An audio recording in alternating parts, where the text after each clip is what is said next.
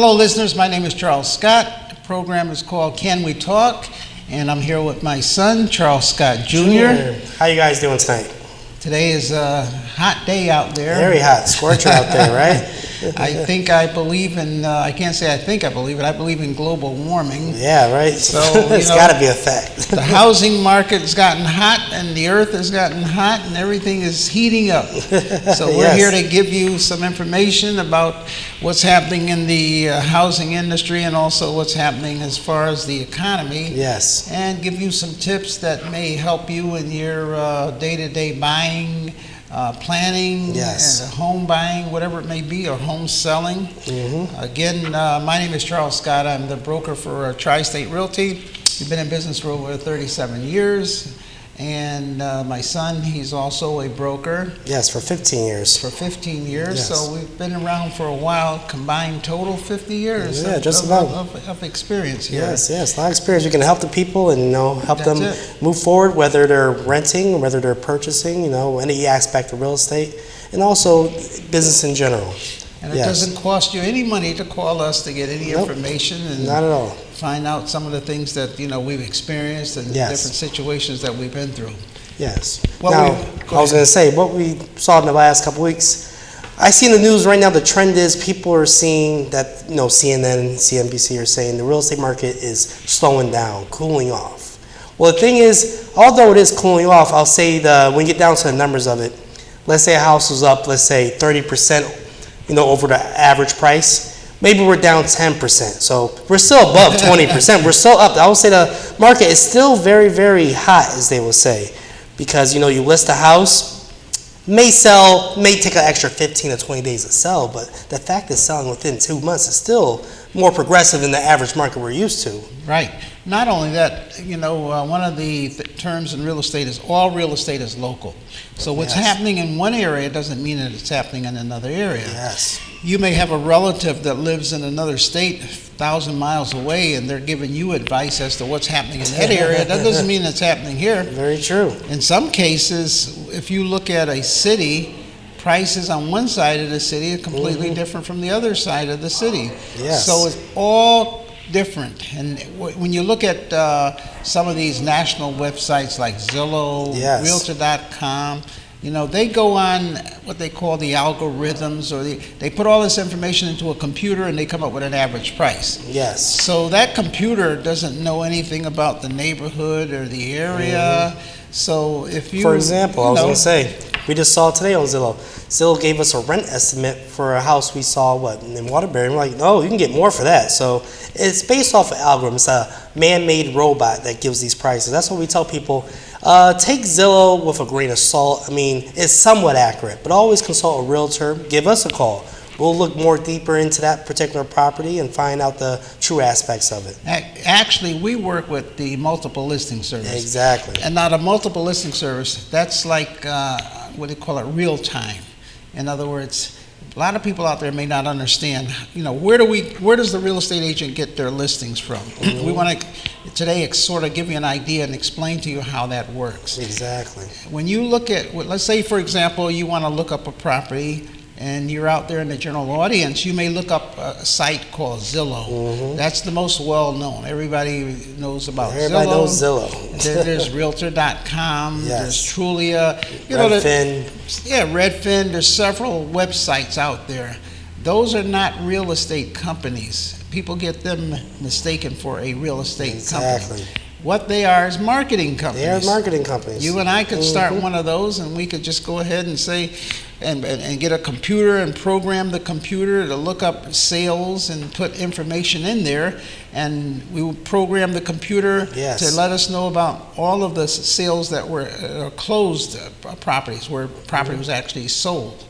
But the computer doesn't have the expertise to look and see, well, why was that property sold for less? Maybe it was between friends. Maybe the mother and father sold the house to their son or daughter. Could be a damage. Could be a tree on the house. Could have been. we got one of those. Could be a tree on the house that fell down. So it could be a foreclosure. So the house was foreclosed. It could be what they call a short sale, where the house is sold for a lot less money.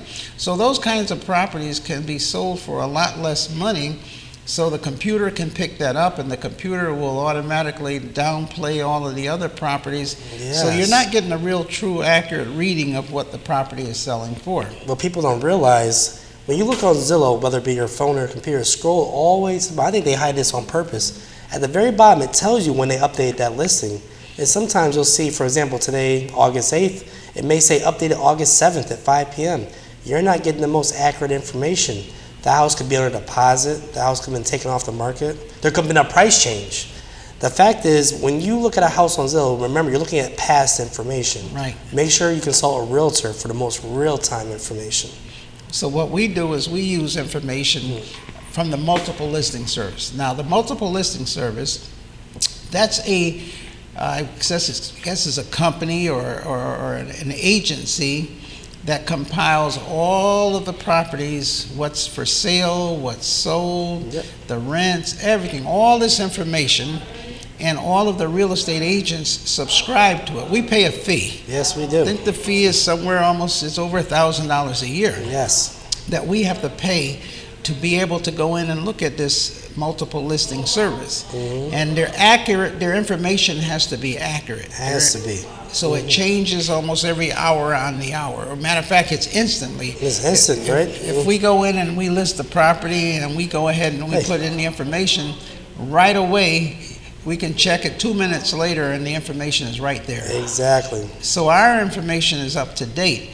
Now, if you walked into our office and you wanted to buy a property, we would go onto that website and we would look at that website, and then we would say, well, actually that service, and it would tell us all of the properties that are available, and then we would turn around and then we would look up that particular property. Yes. And then we would say, okay, this property is available for sale. Or if it's sold, then we would say, okay, this property has been sold. And some people, I was going to say, don't realize that every realtor has access to this, and it's not like you can go to one realtor and see certain houses. It's information for all realtors to share in order to make deals. That's why we're all subscribed to them. Right. All the real estate agents share that information. So therefore, one real estate agent can call another real estate agent to see what's available, and then we can take you out and we can show you. If you come all the way from another area, another city, it doesn't make sense for us to turn around and just show you one property. Exactly. So there may be 5 or 6 properties that we will set up at the same time that we can show you. So therefore, we want to make sure that the properties are still on the market, the properties are still available. Yes. Now, we are obligated in our contract with them that if we sell a property, we have to notify them within, 24 hours? 24 hours, yes. So therefore, everything is right up to date with the multiple listing service. So therefore, you're getting the up-to-date information. So when we are sitting here, we reviewing all this information before we come in and talk to you. Exactly. And also, I was going to say more to that. When people come to a realtor, make sure you have a pre-approval. Some people may hear this news and say, I'm going right to the office, we're looking up 10 houses. Make sure you have a pre-approval, because then that's going to say, okay, what is my budget? Right. You can't go shopping if you don't have a budget for a house. You can't just say, okay, this is the house I want. You have to go to a loan officer, get pre-approved. Now, some people may say, I have a pre-qualification. Yes, but pre-approve is more thorough. They go through your credit, your debt to income ratio, and they give you a number that say, okay, you go find a realtor, you find a house, and we give you a set amount of time to use this pre-approval to basically finance the house. And also to add to that, I admonish everyone out there, if you are looking to purchase a property, or if you've already been pre-approved, go back and get pre-approved all over again, or have your mortgage person update your information. Because what's happening is, as the interest rates have changed, so are the numbers changing on your pre-approval or your pre-qualification. Because with the interest rate going up, that means you would qualify for less money. Because now it's going to cost a little bit more for that particular mortgage. So all of these things have to be taken into consideration, and you have to have your mortgage company review it.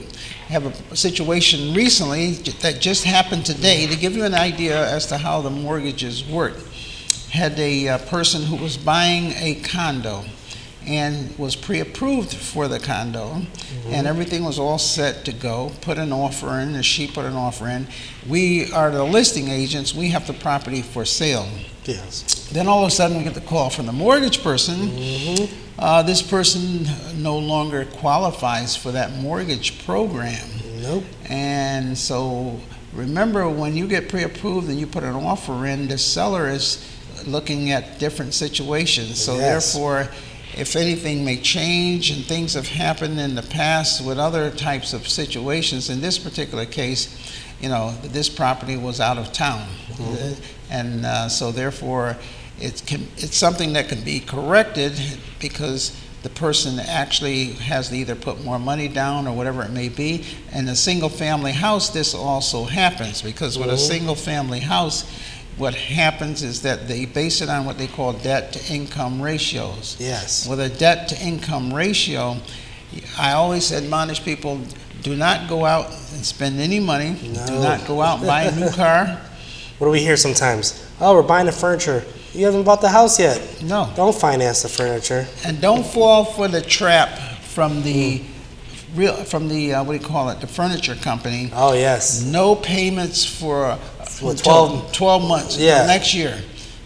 I mean, it sounds That's still good. debt on your credit. It sounds good. Sounds great. It's like, you know, how can they, and you may say, well, how can they charge me on my credit for a bill that I didn't start yet? I didn't start yet. I'm not paying on that, so it's not debt. But you've already signed the You already contract. signed the line. You're just waiting to buy the house to have them deliver the furniture. So the bank looks at that as debt, because you are still going to be paying it, even though it's in the future. Exactly. You signed before you bought the house. Now, if you waited until you bought the house, you can get furniture, new car, take a vacation, do whatever you want. Yes, once closing happens, you own the house, you have the keys, then you can finance the new car, finance the furniture. Oh, also you have to make sure you stay on budget. That mortgage note comes every 4 weeks, every month. That's right. Remember that. That's right. So you got to make sure that you have a budget, and stay, like my son said, stay on your budget. On your budget. You know, some people, they go out, they got the house, now they got the house, now I got to fill it with nice furniture. Can't use my old furniture from the apartment, Mr. That's Scott. right. Got to get the furniture, got to get the new clothes to go with the look, new car. The driveway's big. I need 2 cars. Got to add a bathroom. Next thing you know, they're doing this, they're doing that, they're doing that. We have some people who have bought homes, and it's probably a year or so they bought the house, and you go in the living room and it's still empty. Still empty. They have not bought any furniture for the living room. You might say, well, what are they buying a house for? Because they're doing it in steps. You know? Exactly. Everything's steps. They have their budget. They stick to their budget.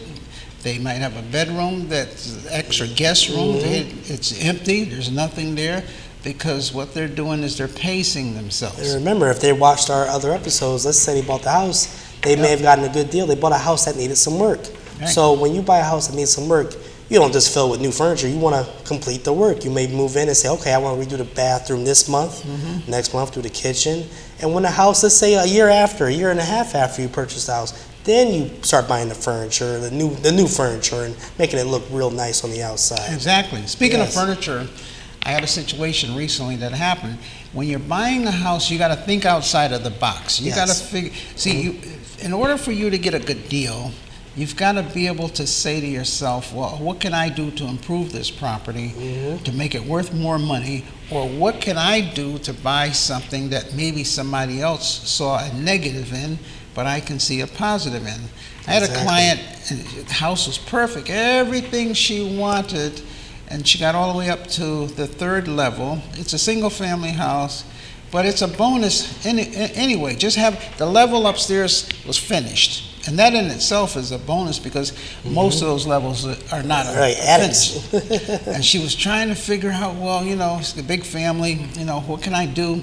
And since it's finished, it got everything I need, you know, but can't put a bed up here, can't do this, can't do. She's thinking all things she could not do. And I said, why not? She said, it won't fit through the door. The door is a small door.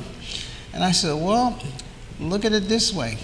If you look in the pictures when the house had been sold before, there was a large, big couch up here. And I said, how did that fit? I said, this is what you do. A lot of people now that are buying properties, they go to IKEA. Oh, yes, yes. Yeah, a lot of college students or A lot of people that people are are buying IKEA. homes. Right, IKEA is a huge name in the United States. Mm-hmm. I said, you go in there, they're not going to give you a couch to come out. They're going to give everything to you in a box. A box with some instructions. With some instructions. Yes. And you are going to put that couch together yourself. Mm-hmm. So now you go to IKEA, you buy all the furniture, you come to your house, you bring it up the steps, you bring it through that door, and you assemble it. Yes. Right in, there's your bed, assembled. Now so you can have king size, queen size, Yep. and when you move or if you ever sell the house, you disassemble it and you take it with you. Exactly. So you're thinking what you can't do physically in your mind, you've already poisoned your mind by what you can't do, and IKEA has already solved the problem because you don't have to bring it up the stairs. Exactly. Bring the parts up and assemble it and put it inside the house. And one more other thing I wanted to touch at, back to when you first buy the house. Make sure you educate yourself on the house. We see people buying houses and they don't know what a hot water heater is. Oh my They don't know where goodness. the water is. They don't know where the circuit breaker or how the circuit breaker works. Tell them they'll own a $300,000 house and not know how it functions. That's it. Because they're used to renting, they have the landlord. But remember, you're the landlord now. Mm-hmm. Something breaks, it's up to you to fix it or hire a professional to fix it. Mm-hmm. I advise everybody, if you're looking to purchase a property, go to the teacher, Universal, go to YouTube. Yes. You can YouTube just about anything in the world. Mm-hmm. Find out what you're doing. Find out how to fix it. Even when it comes to fixing things, figure out how to do it. What about the guy we told about glazing the tub? Yes, he liked that idea. Yes, glazing the tub to make it look nice and shiny. Instead of buying a new tub or replacing it, there's little shortcuts that actually look very good in the end result. But I was going to say, also mention that we have some people, like, let's say a homeowner that's had their house for 10 years. What do you got, gas, oil? They say, I don't remember. It's one of my investment properties. Yeah. Make sure you study your properties and know them inside out, because when you hire a professional, I'll say some professionals are out to make a buck. You want to make sure they're not going to get you. Mm-hmm. Speaking of that, what you just said, when you're in, let's say, I know our conversation a lot is towards a single family or a person Yes. buying or selling a house or a single family. But let's say you have a property out there now. You need some advice if you're going to be an investor. Maybe you're going to buy Yes. another property. So if you're looking to purchase another property, some advice on doing that. Number one, we were talking about budget. Mm-hmm. Figure out what your budget is going to be. See if you're going to make a profit. Yes. In other words, you got to figure out what your carrying cost is going to be. What is your principal and interest going to be for that house? Mm-hmm. And you just mentioned, what if it comes to heating the house? If Yes. it's oil or is it gas? Are you, the landlord, going to be providing the heat, or are the tenants going to be paying for the heat? That's a big That's a factor. big one. And is it electric heat, gas heat, oil heat? Yes. Now, if the tenant is paying for the heat, you might say, well, what difference do I care whether it's gas, electric, or if it's the hot water or whatever it may be, oil? Because the tenant's paying for it, it makes a big difference. Big difference. You know why?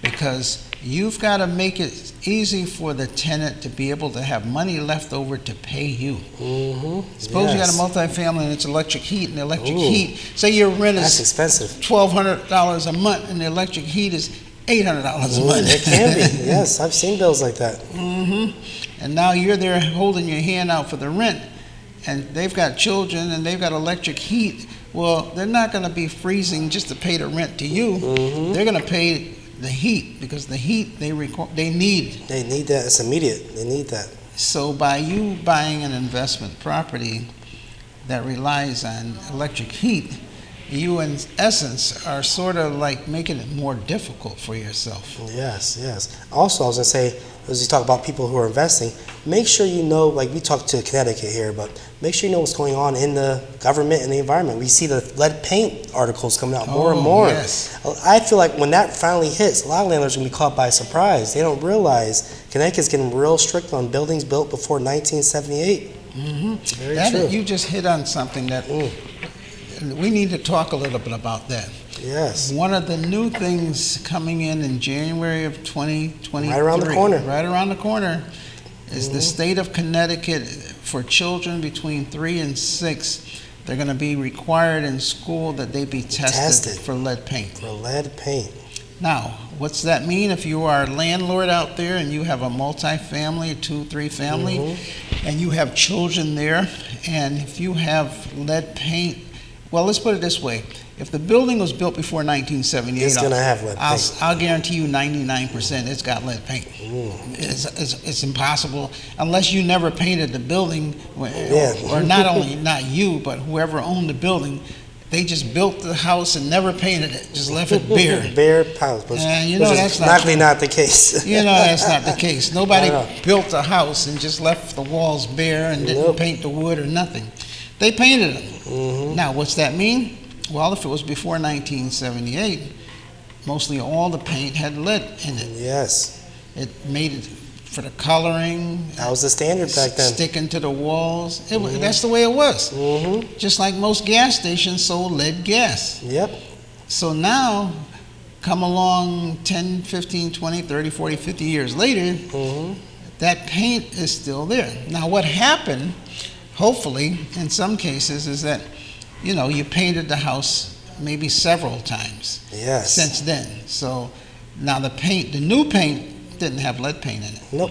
So you painted over the lead paint many times.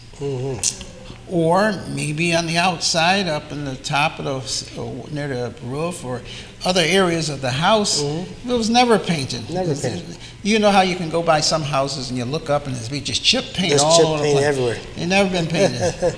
So now what happens is that lead paint is still there, but it's behind the original paint. Yes. Now, if you sell a house, what'll happen is that you're okay as long as the paint has not chipped. Not disturbed or anything. Not disturbed. If you rub your hand across the paint, you're going to only touch the paint that was put there over and over again, which has no lead in it. No lead. But it's still lead paint behind the old paint, the new paint.